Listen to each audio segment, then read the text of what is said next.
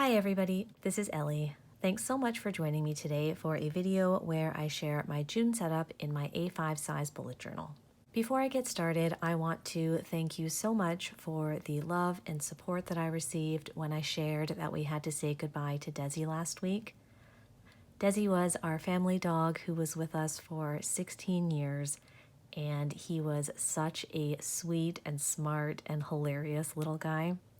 We were lucky to have him for as long as we did, and we will miss him so much, and I'm glad I got to share him with you guys even just a little bit.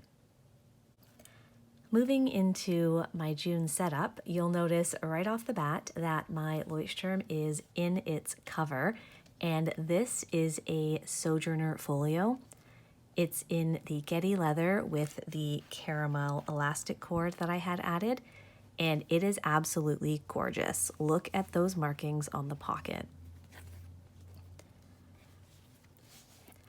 I will say that when you're ordering a cover from Sojourner, they are typically designed to have room for your notebooks to grow and fluff up a little bit. So if you do want a snug fit, it's probably best to email their customer service first and ask if that's something that they can do. You can see here, this is a beautiful fit, exactly what I wanted. My bullet journal is mostly pen only with the occasional sticker and washi tape, so I knew I didn't need that extra width. The Gedi is also Rowena's thinnest leather. You can see here, it doesn't add very much bulk at all, and it just feels really lovely in the hand. I also got this double pen holder from Wonder Pens. This is by the Superior Labor Company, and it's gorgeous. This is in the natural leather, and I had asked online if it would fit over a leather cover that was over a hardbound notebook. And I had a couple of friends say that they had them and used them this way, so I was super happy to pick one of these up. And it's beautiful. It fits great. It's really sturdy. My brother had to put it on because it does have quite a, tight and sturdy clasp here, which has the Superior Labor Leather Company mark on it. So the plan is to keep the pen that I'm using, so my Uni Signo in the 0.38 in here, as well as my Tombow of the month. So for June, that is this light blue color, the 451. It sticks up a little bit this way. It does go in as well, so it doesn't bother me at all, and I just love having it so self-contained like this. The other thing that you'll notice is that I do have a Hobonichi Weeks companion notebook slipped into this front pocket. I really wanted a front pocket with this folio because I knew that I wanted to keep my future log with the bullet journal itself. If you remember my 2021 overview setup, I did share this pocket-sized future log. This is from GoodINKPressions. It is on 68 GSM Tombow River paper, and I dated it. I wrote in birthdays, appointments, tracked my cycle, and also included some notes, well, some empty pages, and some notes in the back here. This is great. It worked really well, but because it is stapled shut and not bound and has a thicker cardstock cover, it's a little thicker than I wanted it to be when I thought about slipping it in here. So this Hobonichi notebook, you can see, hopefully, on the side is very thin. Part of that is because it has the thinner Tombow River paper. This is the 52 GSM. And I also believe it's because it is stitched, so it just lies much flatter. This fits just fine. I could have used this with no problem. I can see now maybe it doesn't slide quite as easily in here as my Hobonichi notebook does. But when I do get it in, if I did use it in here, I would play around with that more. You can see though, you can see how much more bulk it adds to the front pocket. Whereas this one, I think it also has to do with the cover as well. This one is more textured. It feels more like paper or like thinner cardboard, whereas this one is really, really smooth. So when I want to slip this in, it has no problem at all going right behind this clasp, and it sits right there. Plus, I already had extra notebooks from, I think, 2019, so I just pulled it out of my stash. As for this setup itself, it isn't done yet, but I can show you quickly what I have done. I just went through and made my calendars from July through December. I decided to use N79. I chose this because when I'm using a pen, I'm so heavy-handed that the finer point tends to mark through multiple pages, and I know I could use blotting paper or something, but I just like the look of this Tombow. I also finally had a chance to pull out these highlighters. I got these for my birthday. They are from Jet Pens, and I first saw Brie from Documented Journey using them. I love the colors. This is the retro set, and it is a smaller tip size. So you can see that it fits really, really nicely in the Hobonichi grid. This is the gray color that I used for my weekdays. Here, just as a comparison. This is how it compares to a mild liner. It also has a really fine tip on the other side. So this is what I used to section off the right-hand side of the page, and I'm going to use this to hopefully plan video ideas for the rest of the year. I wrote the week number here, and then I went ahead and I wrote in any holidays, appointments, and birthdays. And again, I just used all these colors. So I used the gray for the weekdays, the blue for holidays. I included a teeny bit of yellow for birthdays, and this content schedule was done with this color here, which is the brownie pink. I used my Tombow Fudenosuke in the hard tip just to practice my brush lettering. And I'm really happy with how this turned out. All I have in here so far are these calendars, but I will probably go ahead and transfer some other lists from my original future log into this guy here. I haven't numbered the pages, but I believe I have more than I will need to take me to the end of 2021. So again, this cover fits beautifully. I just got it, so it is still stretching out a little bit. If I want it completely flat, I just do a very gentle tug, and there we have it. But as these pockets loosen a little bit, as my notebook lives in it, it will automatically do that, and I am loving it. I loved May's setup, so I did the exact same thing for June. I chose this rainbow vellum from Mrs. Brimble's Etsy shop. I ordered a number of vellums from her. I think it was in 2019, and I love her style, and I'm still using them.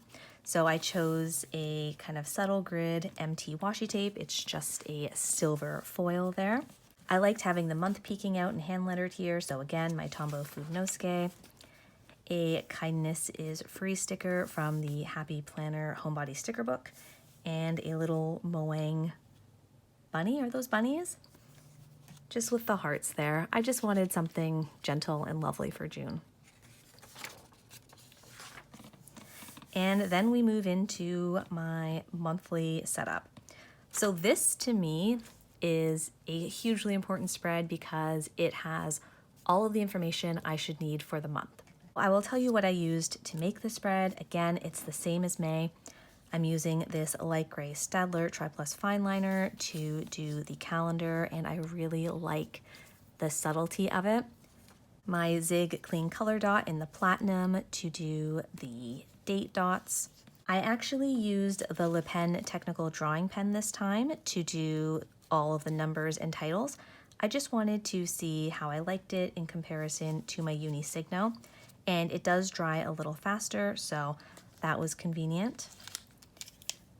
When we're looking over here, I also used the Tombow N89 for these highlights, which is just to show the weekend. And I also used it to draw these task bars, which are progress on my monthly goals. Again, this is the blue Tombow dual brush pen that I showed you for all of my headers. and I'm really happy with how this came together. The washi tape that I used is from Happy Dea, and it has some gold foiling, and I love how it feels like things are in bloom, but it's still a soft palette. I also pulled out this kind of light turquoise grid. I think this will be the first and only washi roll so far that I will finish completely. And honestly, I got it from a small Etsy shop when I first was finding the planner community, and I love it so much. I'm going to need to find another or very similar roll. This definitely wasn't a full 10 meters though, but still, I'll be looking for a replacement when this is done. So I've got my washi here, and I put a little bit at this corner with another homebody sticker. I also pulled out my monthly sticker from Virgo and Paper, and you hear me say it every month, but I love these monthly stickers.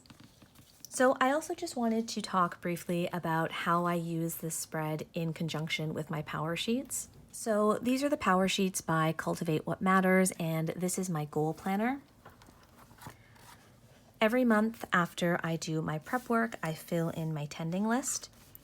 So the prep work is, important to-dos I'm excited for, on my mind, I'm hopeful that.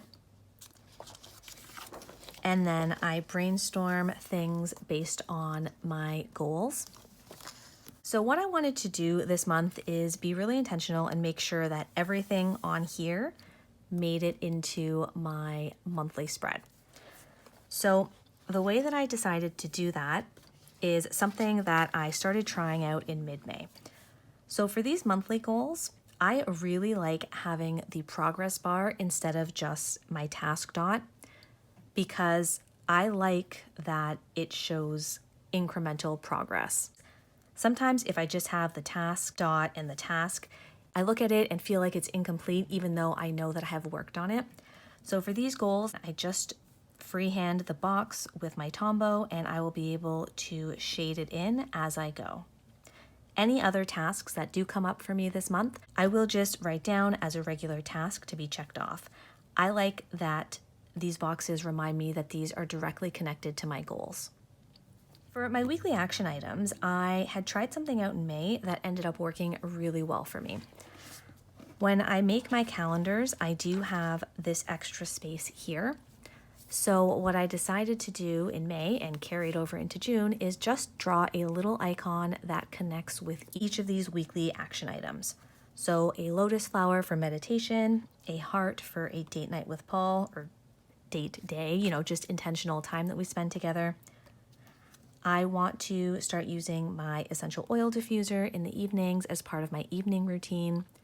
I would love for that to be a daily habit eventually, but I know myself and I need to start off slow, so it's in my weekly habits.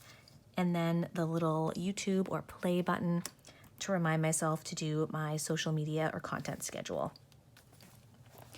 So again, these are just free-handed with the same Staedtler light gray that I use for my calendar. And I also go ahead and write a little key for myself down here. This is just for future me when I'm flipping back through this and maybe have no idea what that means. Although they're pretty self-explanatory, but I figured I would keep it in here anyways. And then of course my daily action items or habits, I track at the bottom here. And this is working out really well for me.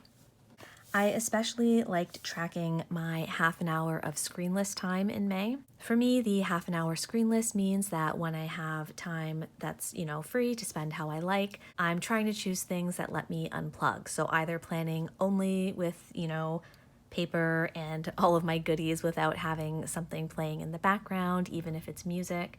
Sometimes I just need that quiet, or, reading a paper book, spending time with family, anything that is intentionally screenless. Of course, I do spend screenless time throughout the day, but this is more of a choice and something that I'm just kind of actively trying to do to give me a little bit of space.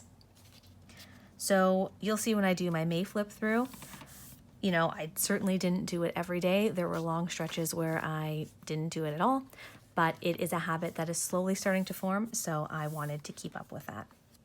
Other than that, I just filled in my calendar according to kind of the format I set for myself. So any holidays or special occasions on the top line, appointments, mine or Paul's on the second line, events or birthdays on the third line, and the last two lines are where I will do my content schedule. So usually that's just where I put my Instagram posts.